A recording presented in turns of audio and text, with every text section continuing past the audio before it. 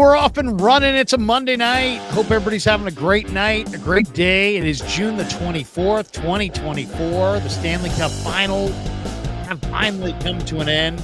It went 7. We saw the Florida Panthers on their home ice take down the Edmonton Oilers. I was rooting for Edmonton. I wanted to see Canada get the cup, but it goes to the Florida Panthers. Ned Colletti joining us. We're going to talk a lot of baseball. We're going to talk some NHL. We're going to talk some NHL draft. We're going to talk some Willie Mays, some Giants, some trade deadline.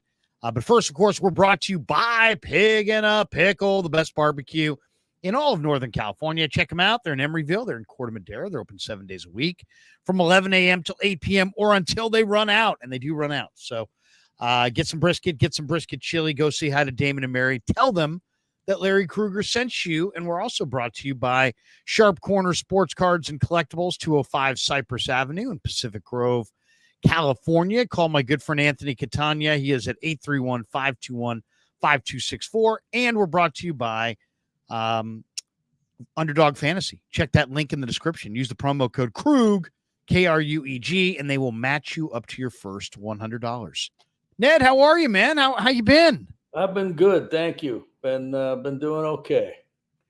Now you've been traveling, huh? You were in Europe. Now you're back. Yeah, I'm back, and I'm going back in a few weeks to teach a class for a little while. So, trying to make the most of my time. Too many people around me getting old and leaving this earth, like yeah, I tell you, kids. So, got to maximize what I got left. Oh, absolutely. But you weren't scouting NHL players over there, were you? No. The NHL draft is coming up, right? It's is it Friday? Yes, Friday night, first round. After that, yeah, exciting for San Jose. San Jose is, we know, can take this kid Celebrini, huh? Yeah. What tell us a little bit about Celebrini. What's his first name? Macklin Celebrini, and his dad is the Warriors like the team doctor or trainer. Yeah, and I think like performance coach a little bit. Okay, so maybe really, like strength really and conditioning. Yeah, smart person. Yep. Well, tell us about this hockey player though, because this, San Jose, I think in some ways, and you could speak to this as being in the Bay Area for so long, one of the great organizations in Bay Area sports, and yet, from the onset of the beginning of their franchise, they've always had success. Done things first class. And yet the last few years have been really, really lean for the Sharks. So before we talk about the Giants and Mays and other things, let's hit on the Sharks for a second. What's happened to them, Ned? Is there anything that you can point to as why they were so good for so many years, even though they didn't win the cup? They got to the Stanley Cup Finals and lost to the Penguins. But what made them so good all those years, and why have they suddenly fallen on hard times the last, let's say, 4 or 5 years? Well, I think a little bit of it is the way the salary cap works and the way the league works. And when you have a chance to win, which the Sharks did for 20 years, really, really good, great franchise and good teams under the direction of Doug Wilson, the general manager, you go all in. You go all in and you sign players long term, and you start to eat up that cap. And then you get to the trading deadline. And unlike baseball, where you're not trading picks, there you trade picks. So you start to trade your first round pick to get somebody that you think can put you over the top. And as a competitive organization, that's what you're called upon to do. And so that happened for a while. And as players got older, some of the players that were invested in, the free agent types or free agents to be that they wanted to keep in the organization, guys just started to get older. And then the pandemic hit.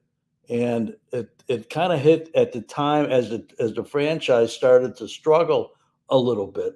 And so it was almost a perfect storm where you've got the county shutting down, and then you've got a franchise that is starting to get a little bit older and has used a lot of their draft capital to try and compete and try and win a cup. So a little bit of it is that as you watch the NHL, more than any other sport, I see cycles. And I'm not talking about like the term a cycle on a hockey game, But, you look at the Kings, they won a couple cups, then they struggled. You look at the Blackhawks, they won 3 cups in 5 years, then they struggle. Almost every team gets in that situation. Tampa Bay may be coming upon that right now, another year or two. A lot of older players, a lot of guys have been very successful, but you try to keep them around, you try to keep your core together, and that eats into that cap. And unlike some of the other sports that have a salary cap, there's only really one way around the NHL salary cap, and that's to lose somebody for a long period of time, long-term injured reserve, and then you can take their money off the cap. But there's no way to circumvent it. There's not a Larry Bird rule. There's not a franchise player rule. There's hardly any way to get around it. So as you eat into that and you trade draft picks, that's what you end up having. You end up with a struggle. And Mike Greer has done a tremendous job of trading players for picks. Thomas Hertel, fan favorite, great guy, great player. Traded him to Vegas this year. Erik Karlsson after the big year a year ago. Traded him to Pittsburgh for a #1 pick. Timo Meier brought another pick. So, those players, as good as they have been, and they were excellent Sharks and excellent, great players. By the time the franchise is ready to win again, they weren't going to be viable to being first-line players or second-line players. So it made a lot of sense to do it. Not easy to do. But where we find ourselves now, we find ourselves with the #1 pick, another high pick in the first round, and we have a load of cap space. So it's going to take us a little while, but I think this coming year, we're going to be better than we've been for the last 3 or 4 years, and I think the momentum will continue year by year by year for the next few years as these young players, celebrini and Will Smith from a year ago, as they start to mature and they start to, they're 18 years old, as they start to get a little bit of man strength to them and start to get a feel for the league, I think the franchise is going to be in great shape. Who's pulling the trigger? Who's in charge there? Who's the guy? Greer's in charge, and he's got the final say. Yes. And then how many people always has a final say? That's in any sport, any time. Sure. But how many people are involved in this draft process? Is it a bigger draft deal than baseball? Is it smaller? Are there more? Is it more manpower, less? How would you compare the two? It's a different draft because it's a worldwide draft. Right. Baseball doesn't have a worldwide draft.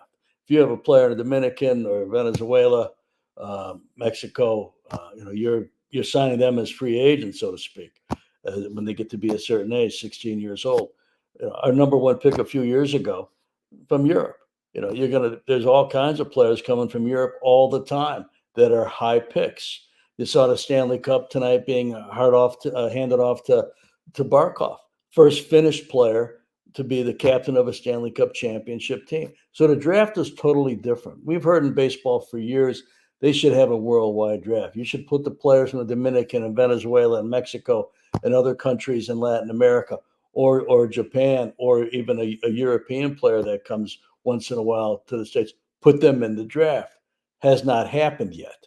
Okay. But in hockey, it has happened. In the NBA, it has happened.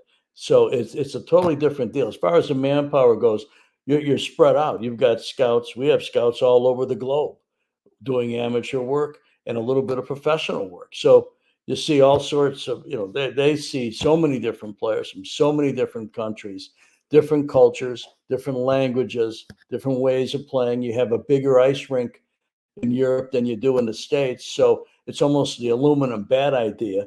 You got a little bit of a difference there too. But it's a big deal. And this is how you get to be a good franchise. You have to draft and you have to develop. And that's a key because for every free agency you sign, which is no different than any other sport, you've got to balance it off with some young talent. This kid Celebrini, what does he play? Is he a scorer or what is it? He's going to be a first-line center in time. He's a great kid. He's got leadership qualities to him. What makes him such a great prospect? Well, the way he thinks, the way his athleticism works from the feet up. He knows how to play. He knows how to compete. He competes in a very competitive division out there in the Northeast, from BU, and so he's used to high-end competition for his age group, and he excels at it. He's the best player in college hockey as a freshman, so he's that type of player. And Will Smith, who we drafted a year ago, he was also led the college in scoring this year. So it's coming. But again, they're 18 years old. It's going to take a little while for them to develop some strength and to understand that they're playing at a higher level, the highest level they've ever played. You're playing What's against the what's the expectation for a guy like Celebrini? How many years in the minor leagues will he We'll be see. He expected may to be play? in the NHL this year. We'll see. Really? He's Yeah, that advanced, huh?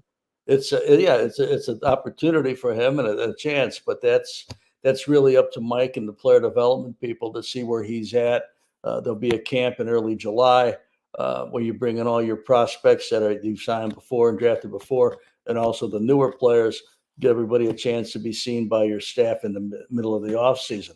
So we'll wait and see on that one. It's a major decision, but again, as you rebuild, you look to give your kids the right amount of experience, no matter what sport it is, that they can handle, that they can learn. And they're going to go through some growing pains, no matter what the sport is. We see it in baseball all the time, and you got to kind of measure that with the development of it.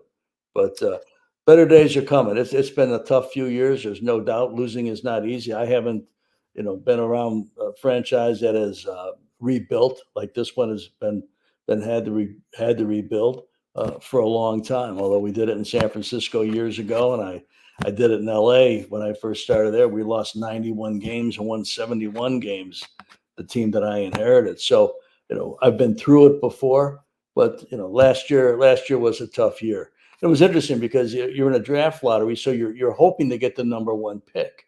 So, you don't want to finish 10th in the draft. You don't want to have, be that far back, because then it starts to thin out. I mean, you need that first pick, like Chicago last year got Connor Bedard, and the Ducks drafted well. Kings have done that a little bit. That's why you see some of their talent and their advancement into the postseason. So it's a process. All you can do, and then you got to be patient with it. And pro sports, tough to be patient because you look at it every day. No question. Now let's back to the Stanley Cup Finals. Panthers took a 3-0 series lead. In a lot of ways, this is kind of, I mean, you tell me if I'm wrong on this. I mean, I could be, but I've read different articles saying that this is kind of like, the Panthers are our team and the Oilers are, Connor McDavid. But Florida took a 3-0 series lead, and then suddenly McDavid just got absolutely in fuego. He had 8 points, 3 goals, 5 assists in Edmonton's 3 wins coming into Game 7. Ultimately, what was the story of Game 7 tonight? I saw the early goal, and then Edmonton answered right away. Yep. Panthers pushed through a second goal and won 2-1, huh? Yes. Florida's a great team, great defensive team. They went to the finals a year ago and got beaten 5 games by Vegas. So when you have that type of experience, a lot of times, if you go back the next year, you've got a little bit better feel and better bearing to what it's going to take. Now, they almost lost it too. You go up 3-0, and then suddenly it's 3-3. It's the second time, I think, in 60, 70 years that a team has been up 3-0 and then got tied 3-3 with a deciding game. And it's the third time, and the team that started off 3-0 has prevailed twice. But, you don't want that pressure. You don't want that feeling. So that's something that Florida had to fight through today. Edmonton is a great team. Connor is a generational talent. He's the best player in the world. They've had some other guys that were banged up. Leon Draisaitl, who's another excellent player, probably one of the top 5 players in the world, didn't have a goal in the finals. He's probably banged up. Hockey players will play through anything and everything, especially this time of year. So it'll be interesting to see what he was dealing with, because he wasn't the same. But it's such an interesting sport, and it's such a rugged sport. I think when I'm watching the game, today was maybe the 259th day of the season, and 1,400 games were played to get to this point in time. I can't remember a Stanley Cup final ending this late. And I'm leaving tomorrow for the draft. The draft is on Friday, and then free agency starts on July 1st. It's almost July 1st. And the NHL free agency is not like Major League Baseball free agency, which can drag on, as we've seen many times, for 1 month, 2 months, 3 months, 4 months, spring training. The NHL free agency, by the time you get to the 3rd of July, the 4th of July, many players will be signed already. So both Florida and Edmonton now have to really, one team will be celebrating, one team is going to be, painful loss tonight and fly back to home very soon, within hours. Their management, they've already been thinking about it, but they're going to have to turn their attention to putting their team back together. So, but I love the sport. It's a phenomenal sport. Players play through all sorts of things. They compete. It's an honor still to play. I believe their players feel it's an honor to play. It's not a birthright. And I can't always say that the other sports I watch, that some people just don't think it's a birthright. Hockey players, they put it all out there day in, day out. It is a rugged. Yeah, they play by a code. You mentioned Draisaitl. One of the things I noticed tonight, he was part of a face-off. They dropped the puck, and there was like something happened. Either it didn't go off, and then he pulled out of the face-off, Yes. and another guy pulled in. What is that? What was going on there? Well, your skates have to be in a certain position. The visiting team has got to have it stick down first. It's all split second stuff, and if the official sees that it goes off in the wrong order, so to speak, the team that violates it has to change their face-off. I got you. So that's what that was. So as you get into some parts of the game, you need to have two players on the ice, and it's so fast, 30-second, 40-second shifts. Edmonton had their best players on the ice trying to tie the game, probably 3.5 of the last 4 minutes. They were gassed at the end. But you have to think about having two players on the ice that can win a draw, that can win a faceoff. So the amount of maneuvering and the amount of understanding what you need to do and when you need to do it is fascinating. And it's such a quick sport. And anybody that's ever been to a hockey game and sits down low, your view is really kind of cut off by the angles. If you sit in the first, second row at the Shark Tank or any place else, it's a phenomenal seat. But it's tough to see the entire ice surface from that position. Yeah, I like to be up. I like to be up 20 rows. The head rows. coach has got to make his decisions from that type of view.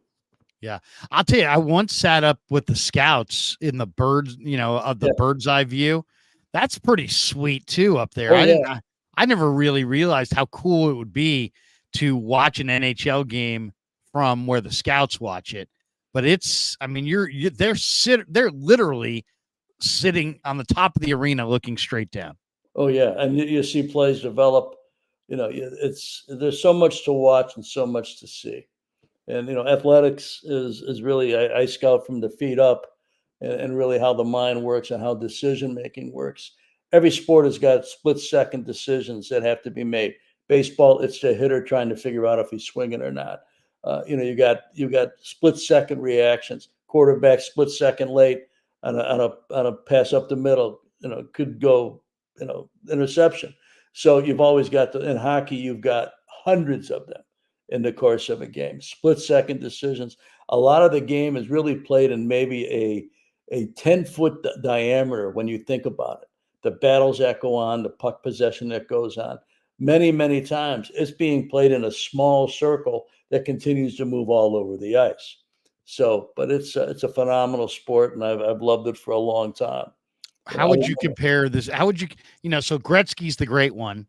Yeah. And if you took away all of his goals, I think he's still just on assists alone, he'd be like way up there in points. But so obviously Gretzky's Gretzky.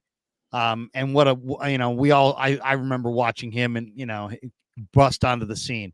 Where would you put McDavid with Gretzky, and where would you put this kid Celebrini with the greatest that you've seen? I mean, you mentioned that he's this year's best prospect, but you also mentioned that McDavid's a generational prospect. How much better is McDavid than a guy like Celebrini? Is Celebrini just like the best of this year, or does he have a chance to be in that McDavid, incredible category? And to me, it seems like the one thing that stands out about McDavid, now I'm a novice, but he just seems like his speed seems to be greater than everybody else's, like quite a bit greater. Yes, his hand-eye, the way his mind works, his skating ability, coupled with size. I mean, he's not a small player. Right. And when you watch him, I go to games like I do with baseball. I'll go early. I'll go an hour and a half early because you watch guys come out for the skate before the game, and you see him prepare. And watching him prepare for just a regular season game is almost worth the price of admission right there. So, it's probably unfair to compare one player to another player and things like that. Gretzky was the greatest player I've ever seen. Could do it all. Did not have a talent. Wasn't the greatest skater. Wasn't the hardest shot. Just saw the game in slow motion at 35 miles an hour, and was the best. Connor, I think, is a cut below. Some people would argue with that, but until he wins a few cups, I'll say. Is there anybody like? How would you, in your lifetime? I mean, where do you rank these guys? Gordie Howe, Mario Lemieux. Where do you put these guys? Both Gretz and Gordie Howe and Mario Lemieux. You're talking about top 10 in the history of the sport, right. And the game has changed. So you think about how you got 30 plus teams. Back when Gordie played, you had 6. So you were constantly seeing the same players. Totally different dynamic. Players didn't wear helmets. Goalies didn't wear masks. Was the Gordie Howe hat trick a goal and assist in a brawl or something like that? Yeah, that's exactly right. Yeah, in a 5-minute major. Gordie was a great player and a tough player. Jeez. He was off the ice. He was a tremendous gentleman. Tremendous gentleman from Saskatchewan. If you ever saw his autograph, it was like just precise. But the one place you never wanted to be on the ice if you were playing against him was in the corner fighting for a puck against him, because chances of you coming out there looking the way you went in, a little bit slim. These guys didn't even wear masks back then, right? I mean, it was just. These guys are crazy. Lot to get to. One, Giants are playing right now. It's 4-2. Cubs leading in the 9th. If the Giants fail to come back, this will be 6 losses in a row for the Giants. What do you think, Ned? I mean, it's they got a little kick from some of their young players, Luciano, Matos, Ramos. Matos and Luciano were farmed out. Now Matos is back. Ramos is stuck. He's played really, really well. But I mean, the Giants, they're like 2 starting pitchers out of 5. They're getting Cobb back, they're getting Ray back, but who knows when exactly. And then, you got a bullpen that's terribly taxed. You got a defense that's really subpar. And outside of that one little stretch of about 12 games when they called up these kids and they started hitting, once the league adjusted to them, they got farmed back out. It was like the Giants have reverted back to their anemic, couple hits a game, not very many runs, really struggle to score 4 or 5 runs every night. What do you see with the Giants? I mean, this is going to be a tough one because on one hand, they're sub 500. And as I said to you, they're struggling in every phase of the game. On the other hand, the National League is so down that they're really, as we're sitting here, only 3 games out of the wild card, despite being under 500. And they're a rich team that has, that could easily go buy players at the deadline. And, Farhan has been here for a while and has had no results. So if, the last thing he wants to do is become a seller and sell off on their pieces. He's looking to buy and try to land that wild card spot and do what the Diamondbacks and the Rangers did a year ago. What's your assessment of what you're seeing with the Giants? Well, really, right now it's mediocre to me. It's you look at how many games they've won. They're under 500. I always look at how do you compete against the best teams in the league?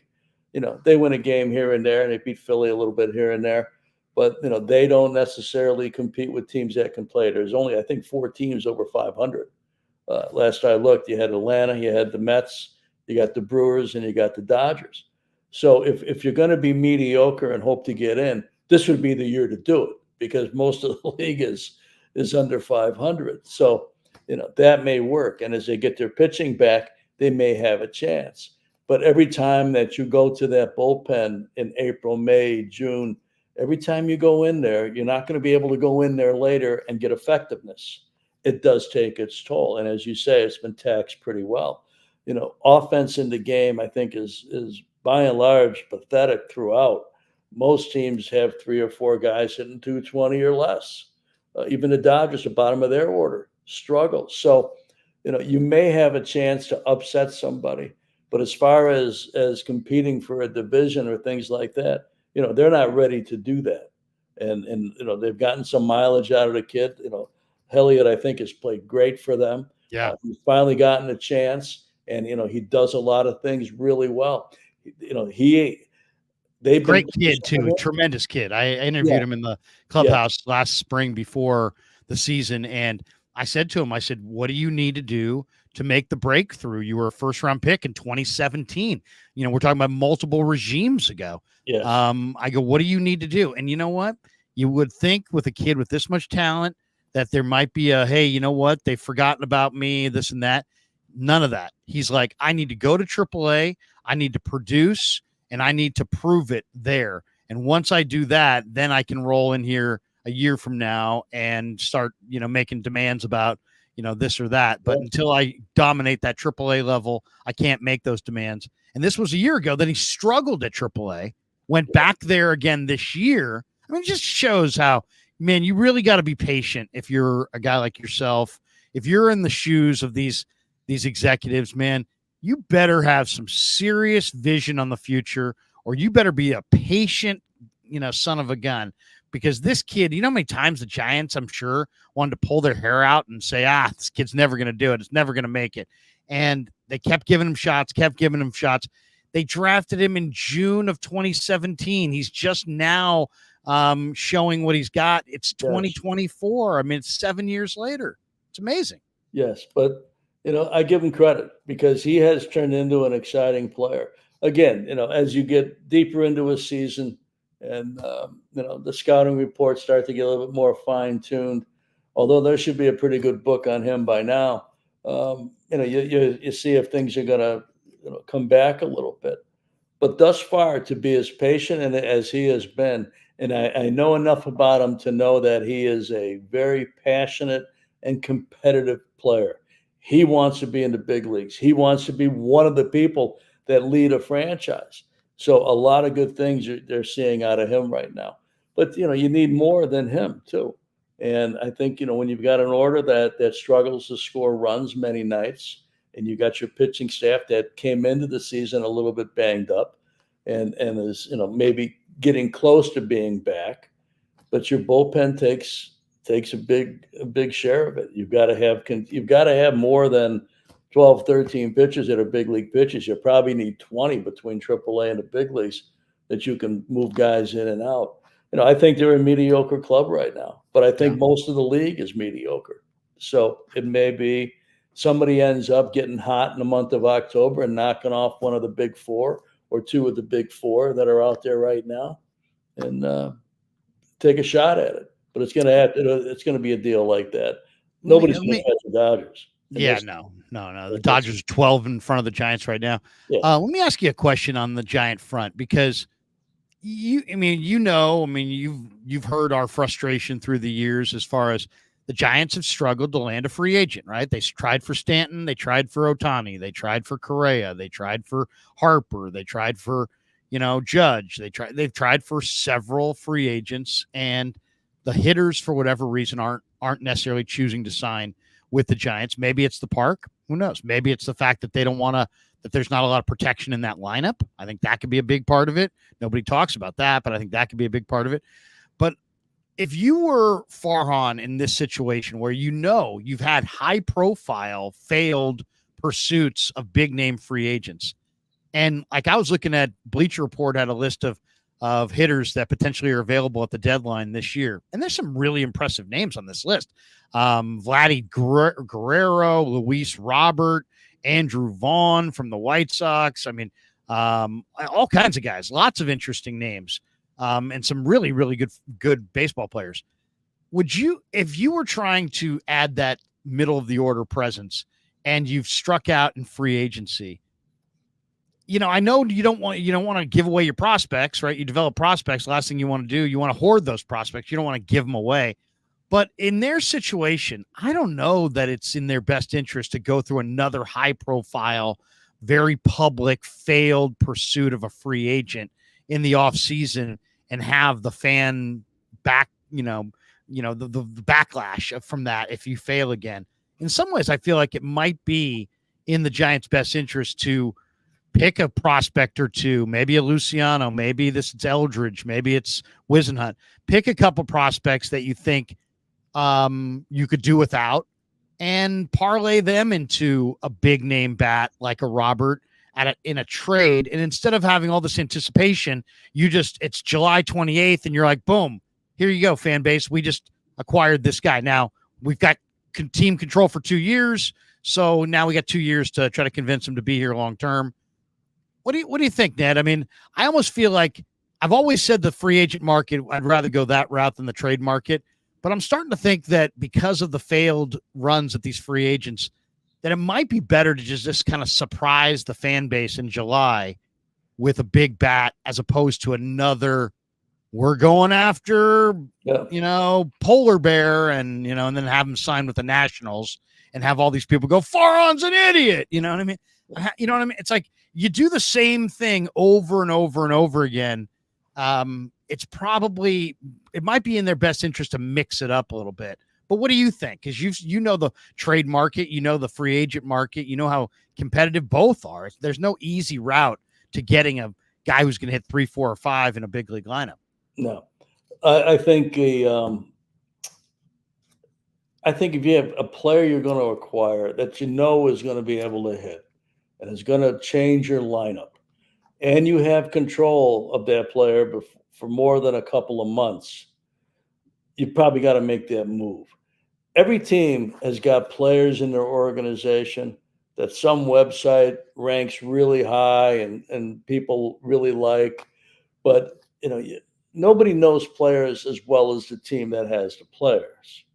So there may be a player or two in any organization that has a high public persona, so to speak, coveted by a lot of different people, written up well, that at the end of the day cannot compete at the highest level on a championship type club. There's a lot of players that are going to play in the big leagues that you don't want in the late September or October. Some guys are great players for 5 months. Okay. If you can highlight one or two in your organization that you don't think have the makings of being a star player on a championship team, and your franchise just won, 3 World Series in the last 15 years, so you know what that looks like. You highlight 2 or 3 of those guys, and if you got a chance to go get somebody that your scouts and your analytics really likes, and it's not just a flash in the pan type of deal, this player can really contribute, and you're going to have this player for at least the rest of this year and next year, and maybe even a little bit more than that. I think you got to take that chance, because the free agent thing it's tough to do, and I think most free agents are going to get paid well. Okay, some got to wait till February or a little later, but most are going to get paid well. But there's a value to winning, and there's a value to being able to go into a room and negotiate with a free agent and say, hey, we've just won the division the last 11 or 12 years. Hey, we win 95 games a year, and we've got a good base around us. That is enticing to a player. I think teams that don't have that have got to wait for the market to clear up and somebody has no place else to go and sign, or you're going to have to pay a premium for that player. And that changes all dynamics when you overpay somebody versus the market. So it's one thing begets another. You have got to win. If you win, your opportunity to sign those free agents you want gets increased tremendously. Ownership here wants to win. Ownership here has a financial wherewithal to spend. So why haven't they been able to do it? And to their credit, they passed or didn't get some players that you're probably glad you didn't get. Right. Oh, I mean, that's kind of that is a bit of a crapshoot too. Yeah. So because the other thing is, if you know you have a prospect or two that is highly coveted that you think has got a ceiling to them, that's not going to be a championship type player. And you can get a player for a year or two. That's really the way to do it, because then you do have a chance to show the player what it's like, what a great city it is, what a cool ballpark it is. A little bit tough to hit here and there, but you know what? There have been some really good hitters that have been Giants. So it's not. Ellis Burks had a major year Oh, where yeah. he I mean, you in go back. 2000, Ellis Burks at like 344 with like 90 RBIs in that place. So, there's a way to do it, but I can't. You've got to be able. Winning fixes a lot of things for you, but 500, it's tough to sell. It's tough to sell, especially if somebody else that wins 95 games a year has the same interest you do. It's tough for that player to say, I'm going to go to the 500 club for the same amount of money that the 95 win team is offering me. I don't unless there's a hometown appeal, you're not gonna find it very often. Well, and these players are smart, man. They know all the angles. They know how it's going to be perceived. They know if they're going to be naked in the middle of the lineup or if they're going to be protected. They know that if things go south, if they get the biggest check, that they're going to get the biggest criticism. There's a lot that goes into signing in a particular place, and these guys scout these. You think we scout these races? The players know. They know who the best teams are. Yeah, they know. They absolutely know. I can't tell you how many. A lot of it's a referral business when you get to free agency too. Sure. Makes all the sense in the world. How many agents control the free agent market? 4 or 5 or 6. They can put anybody in contact with anybody to tell you the whole story about what it's like to be there. What's it like playing anywhere? What's it like? What's the city like? Well, how much does the family like it? How's the travel? Is it first class? Is everything really as good as it can be? Is it the best? Yeah, they believe in. There are no secrets. Did you ever do a deal with Jim Bowden? Yeah, Saves would have me. Saves and Jim didn't always get along, so when he was Jim liked to talk to the media, and Saves liked to not talk to the media. Yeah, but it was, it's a little bit slippery here too. Once in a while, part of the deal, part of the game, But Bowden had an article the other day where he was, and now he writes for The Athletic, and he's really good at what he does. I mean, Oh yeah, he's very smart guy. By the way, the Giants have come back on the Cubs and tied it now in the 9th inning. There you go. 4-4 sack fly with 1 out in the 9th scores Tyro Estrada, and you have a 4-4 game headed to the least enjoyable thing about baseball, and that's regular season extra innings. But I can't stand I cannot stand the extra innings, but it's a different story, different day. Okay. A couple things though. Bowden had an article suggesting that the Giants ought to call up Artie Moreno and try to pry Trout out of Orange County. And Trout's been hurt a lot, but he still is a tremendous player if he's healthy. What do you think? I mean, the Dodgers, the Trout might be the one guy they don't have to outbid the Dodgers for, because there's no chance in hell that Artie Moreno would ever let Trout show up in the blue and white at Dodger Stadium. So he would trade him to the Giants and probably take less to do so before he would, have him play at Dodger Stadium. But what do you think, just from afar? You've done big deals for Manny Ramirez late in his career, all kinds of guys. You've factored all kinds of regression and into these players, and it's a major projection and crapshoot. What do you think? This would be a big money gamble. Just first blush, if I say, the Giants, the Angels will move Trout, and the price tag is going to be somewhat reasonable because of all the injuries. You interested in even talking about it, or do you fear the body breaking down so bad that you're just like, no, pass? Well, I would go to ownership and I would say, we have a chance to do this, but I cannot tell you that this is not going to be without its concerns. And there's a medical history that it doesn't get better. as players age, even the players that play 90% of the games, as they get to be a certain age, that starts to erode some. If ownership was all in and you knew ownership well enough to know that when they said take the chance, then you take the chance. I think you're right. I don't think it's going to be a big prospect deal No, because the money is extreme. it's $35 million a year. Yeah. So, and it's not like it's 1 or 2 years. Right.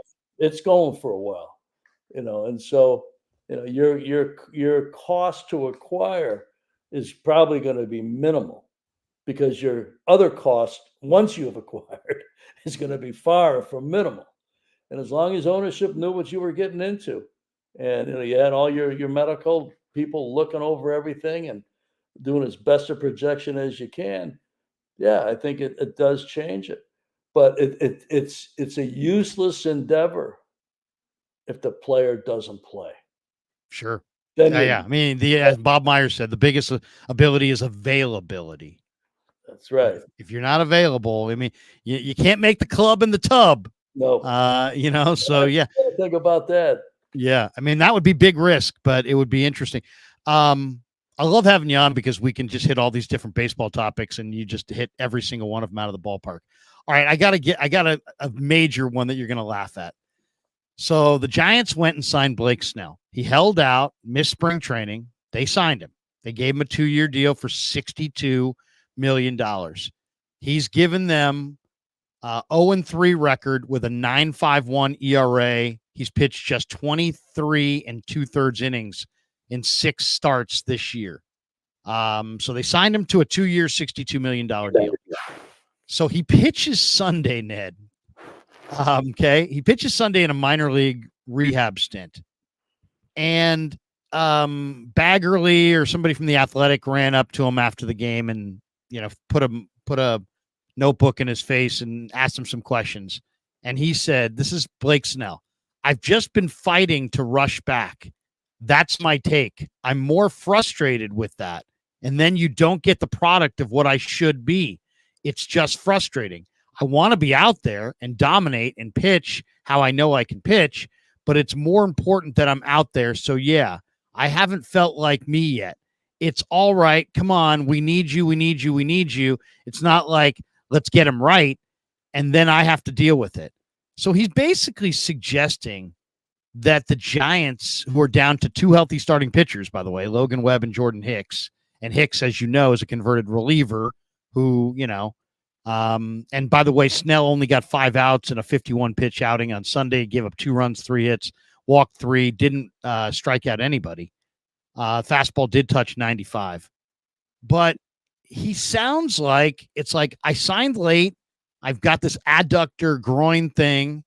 I'm 0-3 in my starts and I haven't pitched well at all. And where the Giants are coming from. They just spent $62 million on this pitcher. It was a high profile get. Their fans all noticed it. It was March 17th or whatever they signed him. And this guy hasn't done squat. And to me, it's like, whoa, bro, read the room. I don't think I would be saying anything with an 0-3 record with that kind of contract and that kind of baseball card this year. But instead, he's kind of like, hey, you know what? They're trying to hurry me along and I'm not ready. And I mean, Ned, put yourself in the shoes of Farhan. This has to be, let's just say minimum at the minimum, incredibly frustrating, potentially just aggravating to all get out. I mean, I'd be throwing stuff at my TV in my office, yelling this guy's name. I mean, it's like, what do you make of that? That's a lot of money. You signed a guy 2 years, $62 million. He hasn't done anything for you. He's on the DL for like the 3rd time. You're going to put a little pressure on him to, hey, let's get out there. Hey, let's do this.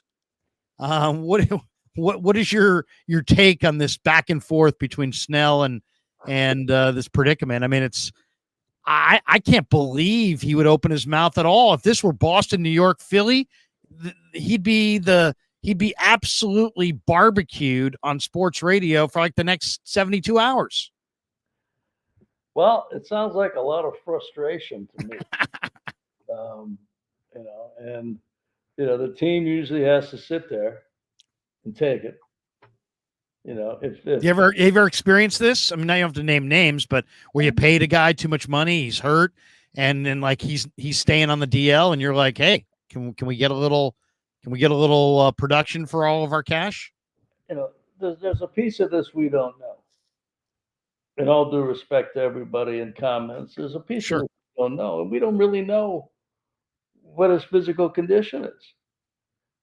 He may be trying to get back. He may feel like he owes them, a lot. So, I'm going to rush myself back, or I'm going to be back before I'm ready. And then the results reflect it, and it just keeps compounding.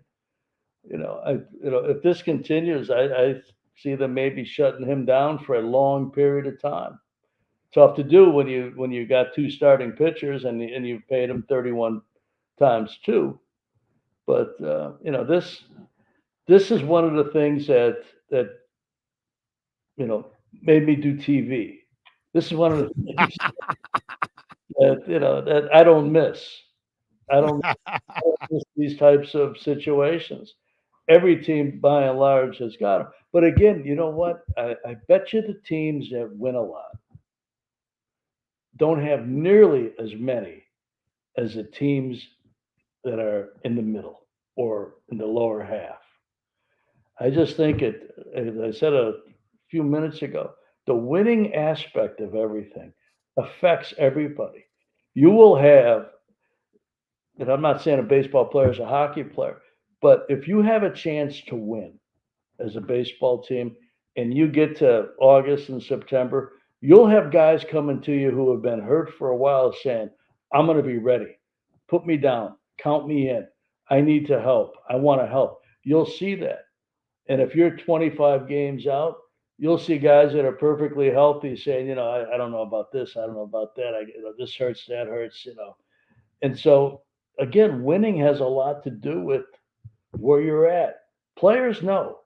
Players know if teams have a chance. Players, they just know that this is what they do, what they've been doing forever.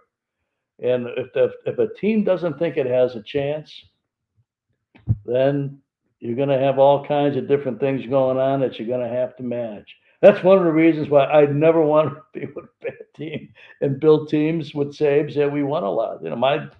My last 25 years, I think I had two teams under 500. By the way, the Giants won tonight 5-4 on a Drew Smiley unintentional walk to Wilmer Flores with the bases loaded.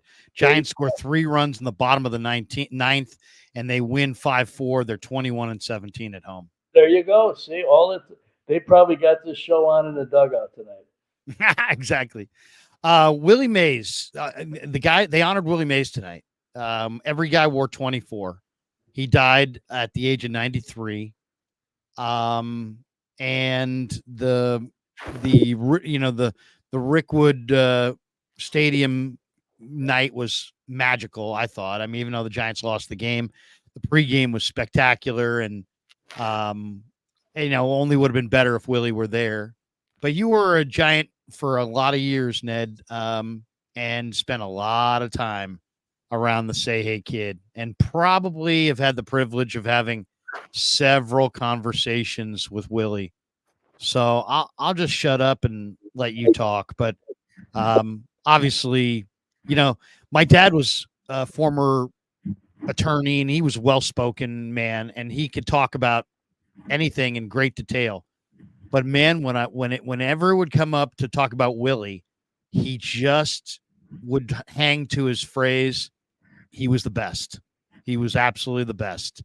And my dad just, Willie was my dad's hero. That he loved Willie. My dad grew up in North Beach, going to the Salesian Boys Club. He ran the Salesian Boys Club for years.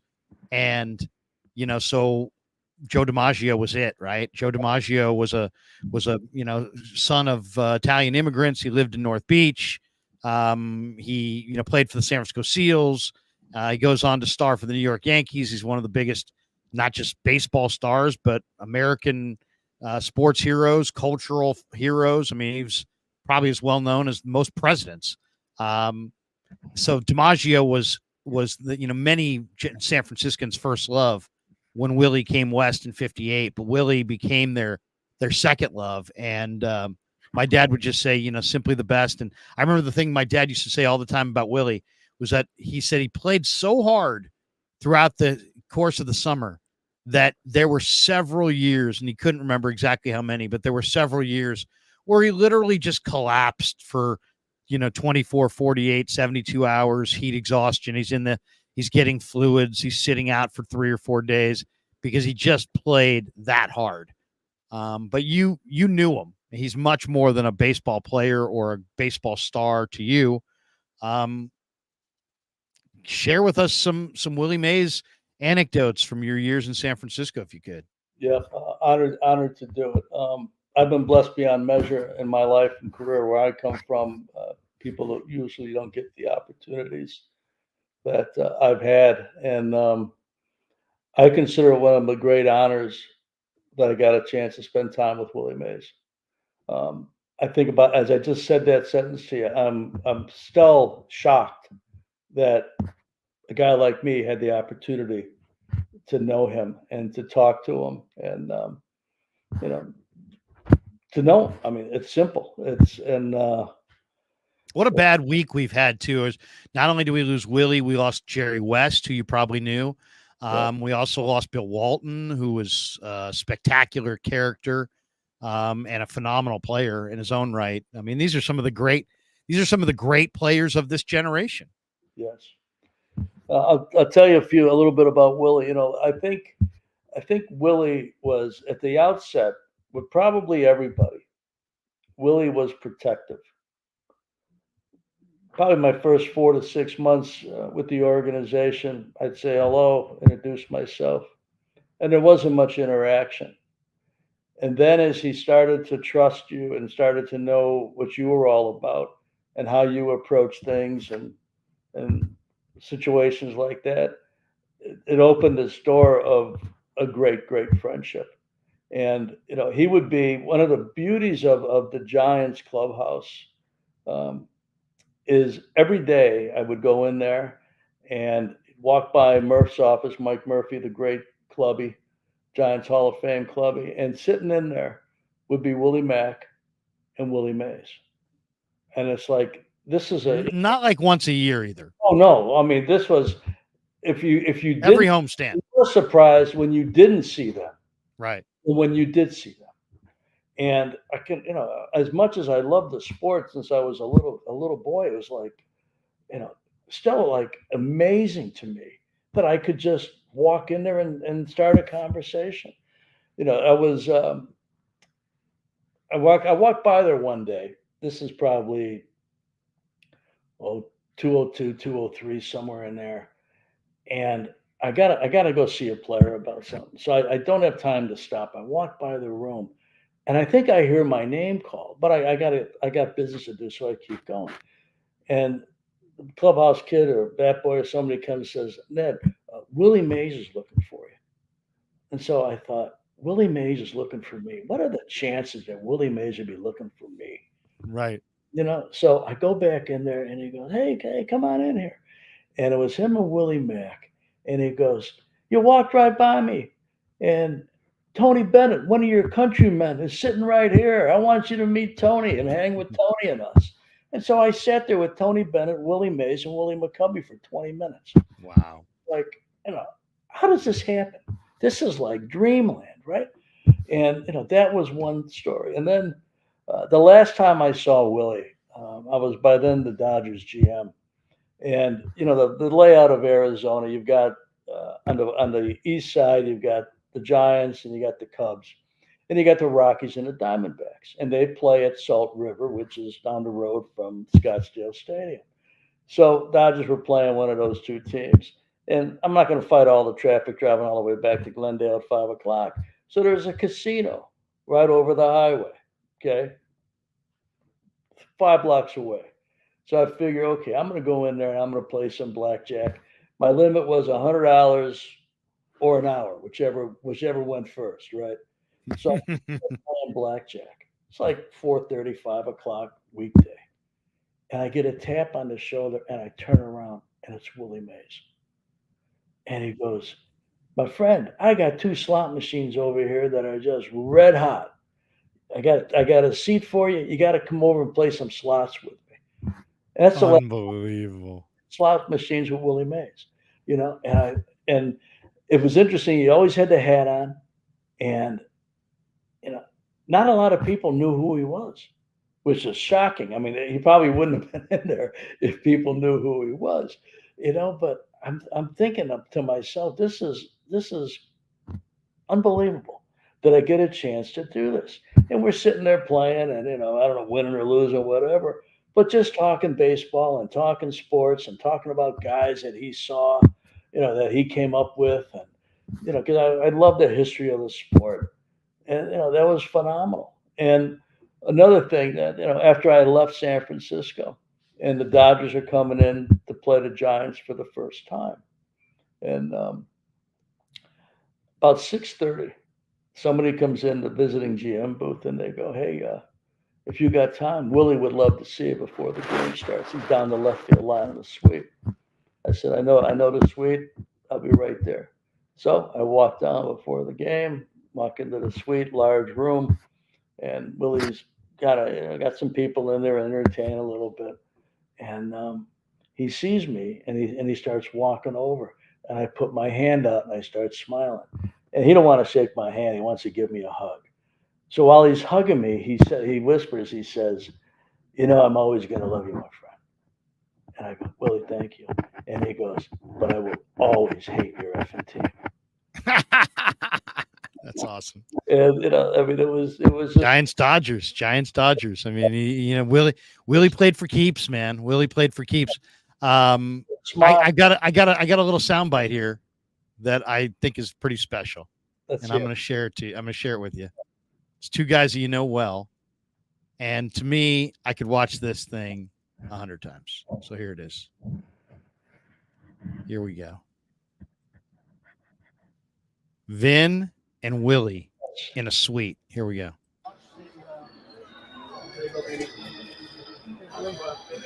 Buck, Vin Scully. I mean, so many people. Come on over here, just so we can. Let me tell you something. First of all, you've always been my favorite player, even though you wore the wrong uniform. You know that. But as I have told everybody, you've also been the greatest player I ever saw. Thank you. And I've said that for a long, long time. It was a remarkable experience for me as a broadcaster to be able to watch your action. You were dazzling. I tell you that, really mean it. I would see the other center fielders, and there'd be a base hit, and maybe runners, and they wouldn't charge the ball. You charged every base hit like you were a shortstop. That's what amazed me, and I used to tell people, do you realize that he charges and it gets through him? It could roll 483 feet. Is that all? Yeah, 483.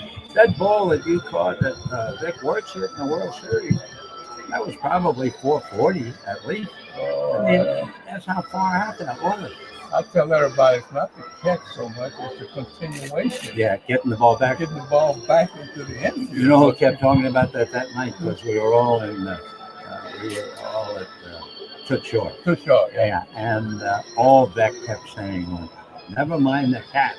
How he got the ball back is the most amazing part of it. But to me, I tell people, the best play he ever made was the line drive hit by Bobby Morgan in Evans Field. And basically, what happened was you hit the warning track, no helmet. You hit your head on the concrete wall. You rolled over on your back, holding the ball in your glove on your chest. Henry Thompson came over, reached in, took the ball out of your glove, held it in the air, and they called on the end of the game. That's the greatest catch. That's the greatest catch I ever. Nobody talks about that. I do. I remember. Yeah. I remember Bobby Morgan. Yeah, Bobby Morgan. You got it right. Bases loaded. That's the best. 2 out. 2 out, and line drive is going to be double. 2 runs are going to score. He's going to win the game. Easy. And instead, you look, in my mind, you look like an arrow. Your whole body was straight going across the outfield grass. And when you caught the ball, that was a gravel warning track. You know, it wasn't some nice rubbery thing. And you bounced into the wall, rolled over on your back, and somehow held on. That's to me. But of course, just watching you play. There you go. A little bit of Vinny and Willie in a suite. I mean, could you imagine being Vin Scully, being Vin Scully? Yeah, introducing yourself. He's like, I know who you are. What was Vin's last game? And is that that might have been Vin's last game. Yeah. Vin, you know, sometimes I think about the career I've had and what I've done and people that I've met along the way. And, you know, I walked into the Dodger clubhouse at Candlestick in 1997 or 98. It was the day that they traded Konerko in the middle of the game. Saturday afternoon. Jeff Shaw. Yep. And you remember Candlestick, if you were in the visitors' dugout and you had to get back to the clubhouse, you had to walk down the right field line. Yep. So Konerko walks all the way down the right field line. I'd done an interview that morning. I did interviews with Konerko, with Lasorda, and we're standing there, me and Chris Townsend standing right there, and Vin walked into the clubhouse wearing this absolutely unbelievable seersucker suit, right? And which only, I mean, the guy was just so dapper and so cool and so incredible. And I walked right up to him. Lynn, how you doing? Larry Krueger, Chris Townsend. We work for KBR. We'd love to do an interview with you. And he's like, I bet you boys didn't know that I grew up a Giants fan. I'd love to do an interview with you. And he carved out a spot in the clubhouse, which was, you know, not the most convenient place to sit. And he sat there and we interviewed him for 20 minutes. This is Vin Scully. We had no reservation. We hadn't called ahead of time. We hadn't talked to any PR guy. We just caught him in the clubhouse and he gave us 20 minutes spinning yarns about Ralph Branca and walking out to center field and the shot heard around the world and, you know, what it was like to leave New York after 57. And I mean, and I'm sitting there and I'm thinking to myself, man, I mean, I don't have a lot of these, you know, recorded for, you know, in my archives, but I've got the memories. And, you know, it's just, there's been some very, very special people. I got a chance to interview Willie in 2000 when that park opened, when you guys played the Yankees in that game. He was in the dugout that afternoon, and I had a chance to interview Vin at Candlestick. And it's just like, you know, some of these guys, I don't know. It's like, well, how would you even describe it? I mean, a little bit of Americana, it's American history. I mean, literally some of these people that I did a show one time, Ned, for Tony La Russa's Our Foundation. And it was me hosting the show, and it was at the Silverado in Napa. And it was me, Lon Simmons, Jack Buck, Tony La Russa, Bill DeWitt, the owner of the Cardinals, and some other Cardinal announcer person. I forget who it was. And I just cracked the mics and been like, you know, we're here in the Silverado, and named all the people. Then I would just kind of throw out one question and just shut up and let them talk for like a half hour and then take a break. And I remember Bob Agnew calling me at the end of the show. It's like 10 o'clock. He's like, Krueger. I'm like, what? He's like, this has been a fucking amazing show. He's like, but you got to keep going. You got to keep going. I'll pay for your room. Tell your wife I'll pay for your room. We'll put you up there. You got to keep going. So I tell Lee J, I got Lee J here. He's like, yeah, tell Lee J we'll double his, you know, pay if he just stays. So we stayed till midnight. At midnight, Tony Salvador calls the studio and is like, this is one of the best shows I've ever heard. And he's like, if I could go till morning drive, I would. But no, you know, tell Krueger, you know, great show, and tell Tony thanks. But it was Jack Buck, you know, Bill DeWitt. I mean, Tony was like the kid at that table. With Jack Buck and Lon Simmons, spilling yarns about Stan Musial and Red Schoendienst and, you know, all Giants Cardinals lore. And I mean, some of the things that I feel like I've been able to be privy to through the years, it's like amazing sometimes. Sometimes I think it's been an amazing career in some ways. Amen. I don't know that will exist going forward. Right. I don't see those types of relationships, maybe one or two here or there. But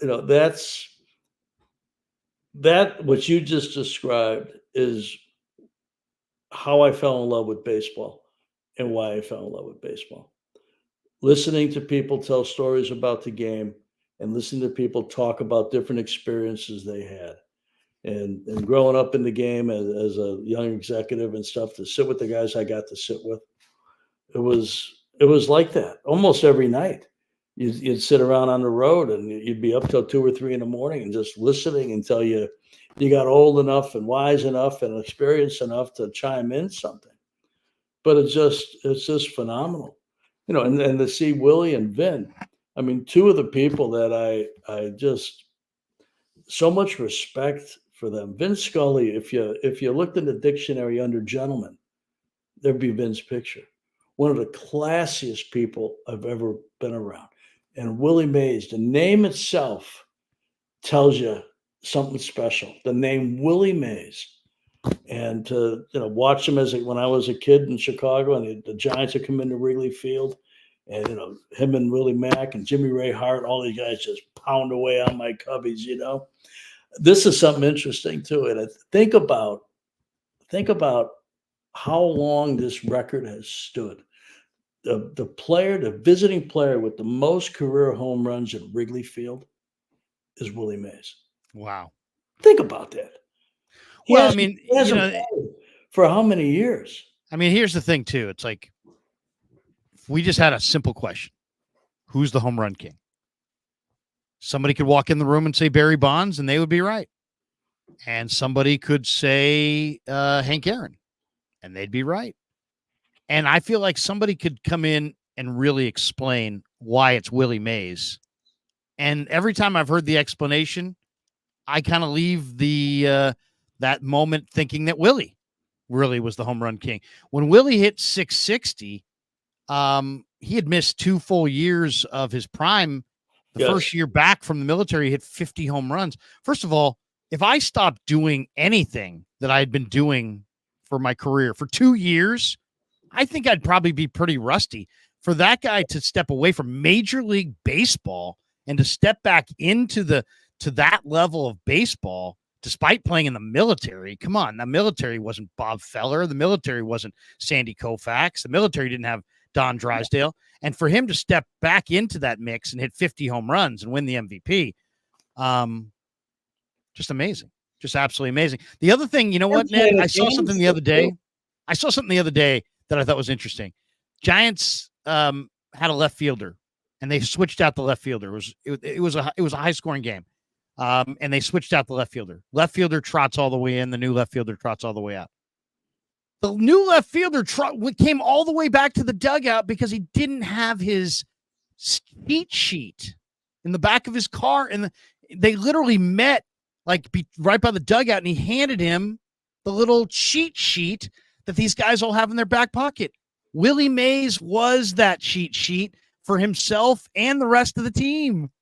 Yes. I mean, think about that. I mean, there's all these footage of Willie, telling, Cepeda, move in, move out, come this way, go that way. Yeah. Now it's like you'll see a guy turn his back on the field, and he'll reach into his back pocket, he'll glance down at the card, and then he'll move. That was all Willie. He was the analytics department back then. I mean, Herman Franks, who's a great manager for the Giants, Cubs. I remember he was managing the Cubs in '77 when I spent the summer there. Bobby Mercer and all those guys. Herman Franks said he let Willie play center field the way he wanted to. I mean, talk about analytics. There was no analytics. You had Willie Mays. He played where he wanted to play, and he played. And Joey Amalfitano, who's got a lifetime in baseball, was like he played everybody just perfect, just absolutely perfect. Yep. I don't know that we'll ever see anybody like him. You may see people close, but to play with as long as he did, as well as he did, with the passion that he had, and as you explained, your dad telling you that he missed a couple of days here and there because he was sheer exhaustion. I don't know if we even see the combination of the skill, offensively, defensively, running the bases, all those things. I think seeing that would be tough enough. But then you add the longevity to it and the pure passion he had to play the game and to play it how he did. He styled, the basket catch. Yeah. He may have been one of the first players to really have any kind of style to him in the field, but just a tremendous, tremendous talent. You know what I also remember too is, Willie wasn't that tall a person. He might have been 5'10", Right. but his handshake would buckle you. And Powerful. I've got a decent handshake, but his hand would engulf my hand.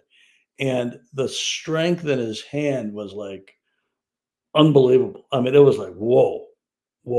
And not a 6'2", 6'3" center fielder, nothing like that, 5'10". I mean, watching the guy walk out of his apartment in New York and play stickball in the streets with the kids, that actually happened. And then he bought the kids bought all the kids ice cream. And I mean, that's not, fairy tale. That actually happened. Ray Ratto, who's a great wordsmith, I thought in the Willie retrospective, his line comes last, and it's appropriate because he really summed him up perfect. And he said, Willie was the signature player of baseball's most talented era. Ooh. And I don't know how it gets any better than that. That's a very interesting way to say it, isn't it? Yes, that is an excellent scouting report by Mr. Ratto. Yeah. That is very, very true. Because you think about the competition on his own team, and you think about, Aaron and Clemente and on, and Ernie Banks and on. And he was the best. Yeah. He was the best among the best. Just an incredible player. And he never, he played at the Polo Grounds.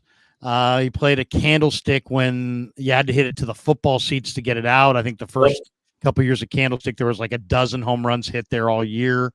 He never played in a park that was really made for him. No, he never played. He never really played in a hitter's park. I guess the Polo Grounds, if you could pull it down the line, but if you didn't pull it down the line, you had no chance. As Vin was talking about, 483 to center field, 483 to center field. It's amazing, really. Willie also, I mean, you're talking about playing in the same. I would have loved to have been in New York in the 50s to just what that would have been like. If I could transport myself back in time, I'd love to be in New York City in the 50s. Because, I mean, you had a World Series where Joe DiMaggio and the Yankees went against Willie Mays and the Giants. Yeah. I mean, that's pretty amazing. Duke Snyder. Yeah. I mean, you had Mantle and Schneider and Mays all in the same city. Yes. And just, the other thing I was amazed by Willie is that even though, Jackie Robinson stepped through that door and paved the way and opened the door for Frank Robinson and Vada Pinson and Willie Mays and several others to come through, they still experienced all of that hate, all of that racism, all of those people objecting to their mere presence. And yet there wasn't like a bitterness or a vengeful kind of vibe about Willie. He loved to play the game, and he lived to play the game and to make people happy. And, anybody else who experienced that kind of hate and that kind of pushback would have been scarred by it. And he just seemed like he played the game. It's like, I think, when I think of Willie, I think of Ned, another guy that really, really well. I think of Magic, because Magic played the game. And when you watched it, you were like, he made you smile because you're like, this guy's having fun. He's great at it, and he's incredibly entertaining. And there's like this overarching, unbelievable joy that comes from watching Magic Johnson run the Showtime Lakers. Well, Willie played with that same joy. And when you're watching somebody play the game, I mean, even that guy like Sammy Sosa, another guy just played the game with a lot of joy. When people play whatever sport they're playing and they play it in a joyful way. As an observer, you enjoy it more because you feel like you're kind of getting to kind of eavesdrop on a conversation. You're like privy to something that, you shouldn't be privy to, that you're getting to see like kind of the joy of Magic, the joy of Willie. And to me, that to me is what stands out about Willie, is just the joyfulness of every part of the game. I mean, he didn't work baseball. He played baseball. Yes. And he made the game look fun. I bet you Willie was the greatest commercial for come play baseball throughout those decades, because he made the game look cool and he made the game look like a ton of fun. Great points. You mentioned a great word there too. People play sports, but not many of them play it with that outward joy. Right. But he did. And I think that's another part of his aura and the legend of Willie Mays that will be really tough to duplicate. I don't think it ever gets duplicated. No. Two last thoughts, and then we'll jet. Dodgers shut down Clayton Kershaw today. I saw left shoulder. Yeah. Mookie's hurt. He's got the fracture. They're not, it's funny. I see an interview when the day Mookie went down with the injury, and it's Roberts, and he's like, I'm really sad for Mookie. We'll be fine, of course, but Mookie, and we're really worried about Mookie. It's like everybody else in baseball loses a player like Mookie Betts, and they'd be worried about themselves. Roberts is like, I'm more worried about Mookie. We'll be fine. That's how stacked the Dodgers are. But how are they going to come through with the injury to Kershaw and the injury to Betts and, some of the injuries they've had? That LA is not quite, for as much money as they spent, and Yamamoto now being hurt, and, for the team that they put together on paper, I thought they would have looked a little bit more dominating, and their record's good, but they seem like I would not run into a casino right now and bet on the Dodgers to win the World Series with any confidence. They may win it, but it's going to be a battle, and it's not going to be easy by any stretch. What do you make of their year so far? The bottom of the order has struggled by and large. They're Hernandez has had a great first year with them. Really a great compliment to the top three guys in the order, and Will Smith is excellent. You get beyond, you get into the 6th, 7th spot, and it starts to tail off some. And their pitching is, somewhat questionable now. Nobody knows how long Yamamoto is going to be out. Going into the season, he hadn't pitched every 5th day, so they were kind of watching pitch counts and kind of watching usage, and then now he has this issue. Clayton, obviously, drafted him, and I've known him half his life, and I'm sorry to see the setback. We'll see how serious it is. We'll see if it's going to take a lot more time than a week. I guess we'll know in a week, kind of where he's at, coming back from a major operation. The Mookie situation, I think, is a blessing in disguise for the Dodgers. I think just because we're going to run out of gas playing shortstop all year. He's an MVP. They've got the top 2 MVP candidates in the league with him and Ohtani. He's such a valuable player and does so many different things. Not anybody could just come in from right field, play a little second base, and go play shortstop in the big leagues. Yeah, he wasn't a Gold Glove caliber player, but he still plays it well enough to get through it, right? But it's a tough position to play, I think, just my opinion, at his size. And I think the wear and tear and the mental wear and tear of it, it's a lot. And I think if he's not somebody that's going to want to come out of a game. I mean, he wants to compete every day. So you get 135 games into the season, and he's played 130 of them. Where's he going to be? I don't know, because the team is built for October. And no matter what they do between April 1st and October 1st, people will watch it, but people are waiting for the big show. The big show is October. Yeah. And I think by then, obviously, he should be back and he should be fine. I think he'll be fresher. I think that he'll be rejuvenated by the time off. I think that whether he would admit it or not, that the break will do him good. I don't mean that facetiously, the break, but the time off will do him well. I personally, if I were them, I would have found some Nika Med type, and I would have put him in the outfield. I would not have played him at shortstop all year, but you know what? He wanted to, and I understand that. Last topic before we let you go. Ryan Sandberg was immortalized outside of Wrigley Field Sunday. They unveiled a statue of the 64-year-old Sandberg. He was there. His friends and family and former teammates were all there. Larry Boa, Sean Dunston, and others. Sandberg was a 9-time Gold Glove Award winner, 7-time Silver Slugger, 10-time All-Star, 282 home runs at a time when second baseman really didn't hit for a lot of power. The guy was an amazing, and the honor comes 40 years after he hit 2 home runs off of Bruce Sutter, one in the 9th, one in the 10th.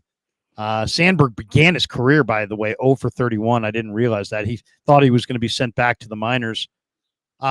This is your era as far as Cub baseball. I mean, you were there when Sandberg was, traded. The Phillies traded Sandberg to the Cubs. It was a disastrous deal. How did that? Was Dallas Green the reason that deal got made? Did he just know Sandberg was really, really good? Because it was almost like the Cubs knew what Sandberg was going to be, but the Phillies didn't. Well, it was two franchises in 2 different places. I remember it vividly. Dallas had come in, and Dallas had managed the Phillies to their only World Series at that point in time in 1980. Right. Dallas got hired. The Wheeze kids with Joe Morgan and Bob Boone and all those guys. Yes. And Pete. And Dallas came in October of 81. Okay. And so his first year is the 82 team. And we didn't have a good team. If the strike hadn't hit in 81, I mean, there's no telling how many games you would have lost. But he also brought with him the scouting director, Gordon Goldsberry. And Gordon knew the Phillies inside out. That's where he worked. So the Phillies, Larry Bowa was a little bit disgruntled and wanted out. The Phillies needed a shortstop. The Cubs had Ivan DeJesus Sr. Okay, so that's where it begins. And because of Larry's age, Dallas thought he could get more. So originally, I don't know if you remember this player, was an extra man called Louis Aguayo. So this is Boa going from the Cubs to the Phillies? No, from the Phillies to the Cubs. From the Phillies to the Cubs. Okay. And the second player going with Boa was Louis Aguayo, extra man, infielder, for some versatility to him. And Gordon said, you know what? We know who Louis Aguayo is. He's a major league player, but he's an extra guy. This is the kid we ought to go after, Sandberg. And so they went after Sandberg. Phillies had won the World Series in 80. In 81, they went to the playoffs because you had the split season because of the strike. So they were still in that massive compete mode where you're not going to let a kid stand in the way of getting the player you need to get you over the hump. And so that's how he came there. And when he got to spring training, he played in center field. He could have played anywhere. He was athletic. He was from the state of Washington. He had a couple, back when the Pac-10 was only 10 teams, he had a chance to go play quarterback at a couple different schools, very athletic. And so we put him in center field, and he handled it well. And then Kenny Reitz was our third baseman. Former Giant. He gets hurt. So now you put the kid at third base, and he plays third the entire year. And then the next year comes around, and, we need another, how about the middle of the field? Let's put him at second base. So he ends up playing second base. One of the most amazing things I've ever seen. There's 2 things that I'm going to say that attached to Rhino. One was the manager, who also, as a hitting coach of the New York Mets, helped Darryl Strawberry. That was one of my great mentors, a guy named Jimmy Fry. Jimmy Fry was the manager of the 84 Cubs, his first year as the manager of the team. And Sandberg had no power at this point in time. He had power, but he never used it. Look at his home run totals for his first 2 seasons. You're not predicting 280 some major league home runs. I think he may have had 7 and 9. Wow. in the first 2 seasons. And we're at Holcomb Park in Mesa, and standing around the cage, and Rhino's hitting. And Jimmy Fry says, Rhino, you see the tarp down the left field line there? Like between third and the foul pole? He goes, yeah, I see it. He says, I want you to hit every ball over that tarp. Start to pull the ball. And from that moment on, he started to develop power. He had 40 home runs one season when nobody was hitting 40 home runs. And so that changed his trajectory. And one of the things I was going to tell you is, so Philly's got Boa and Sandberg. Cubs got Boa. I mean, the Cubs got Boa and Sandberg. Yes, in one deal. Wow. Yeah, and he went a couple hundred games, I think, without a throwing error. Now think about that position. You got a ball in the right center. You got a runner on first, or you got to play a third. You're going to get the relay, turn and throw to third base. Could hit the runner. Could bounce weird. Could be overthrown. Go in a dugout. Boom, throwing error. You're playing second base. Ground ball to short. Ground ball to third. You got the pivot at second. Runner comes in high. You could throw the ball in the dugout, right? No throwing errors for an inordinate amount of time. And what I found in any sport is your best players are also your hardest workers. The Cubs in the late 80s had 2 Hall of Fame players, besides a great pitcher in Maddox, but they had Andre Dawson and Ryan Sandberg. Those 2 guys worked harder than anybody else and were great at what they did. And he really worked at his craft. And to see him be honored, he had a rough year with a lot of cancer treatment. It was a wonderful, wonderful day for him and his family. Really a good guy, very quiet, but a little practical joker. He's a guy that wouldn't say nothing, but then he'd do a little hot foot in the dugout or here and there, and really good to me throughout my career. And I still talk to him. I just talked just the other day. And, what a player he was. Yeah. 16-year career. How about this too? I would never have guessed this. Ryan Sandberg in his career stole 344 bases. Yes, sir. 344 bases. I had no idea he stole that many bases. Do you have his year by year? Can you look at his first 2 Cub years? Did he hit 7 and 9? Yeah. Let me see. Let me look him up. Unbelievable, really, if you think about it.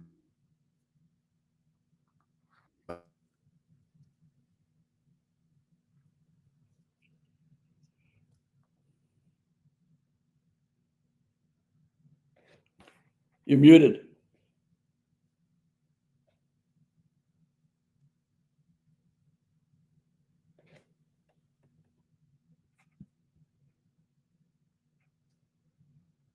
Not hearing you there. Hold on. Can you hear me now? Go. There. Yeah, now you go. Okay. What do you do his first 2 years home run wise? Let's see. Let me see his baseball card. Here is Baseball Reference. Ryan Sandberg, Spokane, Washington, drafted by the Phillies, 20th round of the 78 amateur draft out of North Central High School in Spokane. 64. Let's see. His first year he was 21, 1981 with Philly. Came up in September, I guess, in 81. 82, he's a Cub. He hits 7 home runs. 7, and he hit 9 the next year, right? And 8 the next year. 15 runs in the first 2 years. Okay. But then 19, 26, 14, 16, 19, then 30, 40, 26, 26. But I'll tell you this though. He stole 54 bags in 85. Wow, I had no idea he ever stole 50. I think he had 19 triples in 84.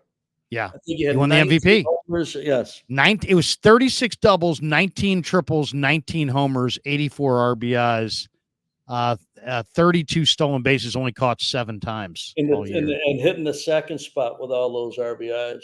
And he won the Gold Glove. The Gold Glove in 82 or 83, 84, 85, 86, 87, 88, 89, 80, 90, 91. Yeah. I mean, that's a lot of straight years with the Gold Glove. Well, He was a tremendous player. the first year he ever played second base was '83. He won a Gold Glove his first year playing second base. Think about that. That's Amazing player. That's incredible. He played in the playoffs against the Padres in '84. Yeah, and he had 368 in the NLCS and 400. Yeah, I guess 400. 368 in the '84 playoffs. 400 with a 458 on base against the Giants in the '89 LCS. Yeah, Jesus, his combined postseason 385 with a 457 on base. It's pretty damn good. He can play. He was all right. He was all right. He was what a player. But he was honored this weekend. Let me read a couple of these supers and then we'll call it a show here. Maitland Eagle says this team is garbage. Farhan is toast. All right. Well, thanks for the sentiment. Mr. McBeavy says, can you tell the Giants to keep the player names off of the jerseys? The uniform looks so much classier tonight. Well, they did go with when they first opened the park, they had no names on the back of the jersey. But then when their team was so unrecognizable, they decided, you know what, we may need those names. But I agree. Tonight, they're all wearing 24, and so they had no name in the back. Maitland Eagle says, no one cares about hockey. Talk Giants, please. Oh, well, at least you could do is spell it right. Yeah, seriously. Nobody cares about hokey. Nobody cares. Ned, good stuff. What do you get cooking these days? I mean, are you the Pepperdine done for the year? Are you in summer break yet? I'm going to teach a class in a couple of weeks for Pepperdine, and I got the NHL draft coming up. I'll be going to Vegas tomorrow, and free agency follows that right up. So I know Mr. Maitland there won't be interested in it, but yeah, he won't be interested because he's not a Hokie fan. But but if you are a Hokie fan, the Florida Panthers are the kings of the Hokie world. First time in 30 years. Good for them. Ned, we're going to let you go. Good stuff. Thanks for coming on. We'll call it right here. I'm right now as we were talking Willie Mays there on the TV. They have the Willie Mays retrospective. Do you remember the first time you saw Willie play, by the way? Yeah, I was a kid in Chicago watching him on WGN. Wow. Do you remember what year that might have been? Oh, probably 61, 62, 63, somewhere in there. As I think back, and I had a couple other media people call this past week.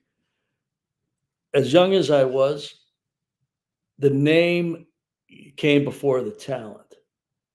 And so I knew that. Meaning what? Meaning what? When the Giants showed up, they were going to have a player named Willie Mays, who is a star.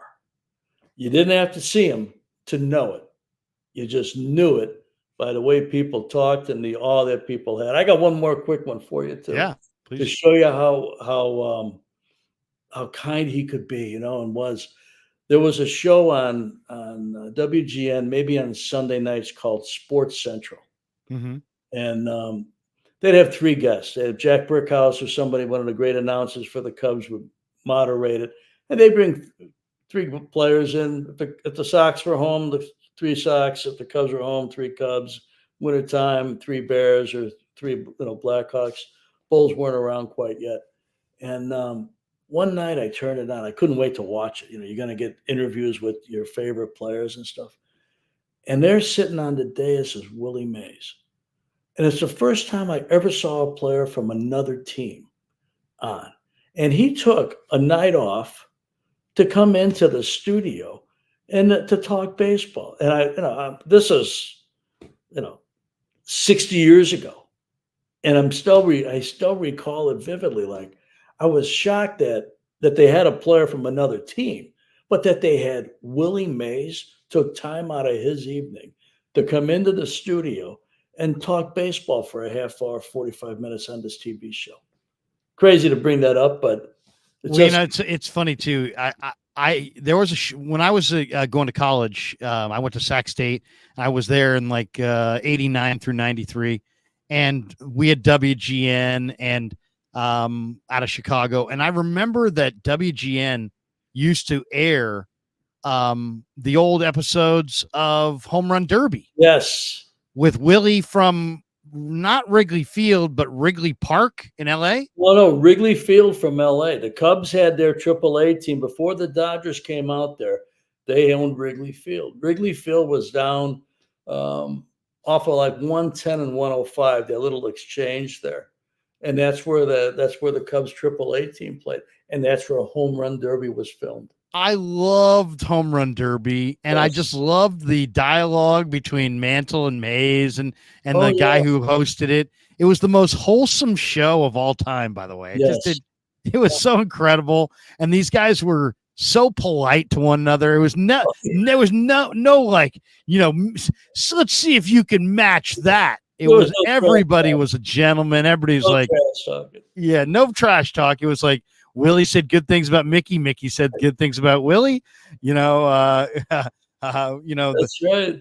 What a show, though. What a show. Home Run Derby. That's a big ballpark, by the way. Oh, yeah. In LA. I mean, it wasn't no cheapies. But yeah, that show was incredible. And they used to show that thing all the time. And it was just, young Willie Mays, just, well, you really got a hold of that one, Willie. Hank. The Eddie Matthews and all those guys. I mean, it was what an era. It was a great time. Ned, thank you for coming on. Danny wanted to jump in, but I think he's doing post game on his channel, so we'll have to rekindle the three-way dialogue at some other juncture. But let's talk some baseball here in the next couple of weeks. I'd love to get you back on, and especially as we get, today is the 24th of June. We're now inside that trade window, trade deadline window. Anything could happen in the next month or so. And as it gets a little closer, maybe about a month from now, I'd love to do another live stream and talk a little bit about some of the deals. And, the one thing I can never get tired of is hearing the deals that came together, how they came together. Some of those, in some ways, I almost feel like there's an incredible podcast there. As a former GM, to talk about how deals came together, the deals that didn't come together, all very, very interesting stuff. I just saw Moneyball the other night, and Billy Beane's makes a trade. He traded Pena to Toronto, and then he tells the GM of the Blue Jays, he's like, I need you to pay for soda in my clubhouse for the next.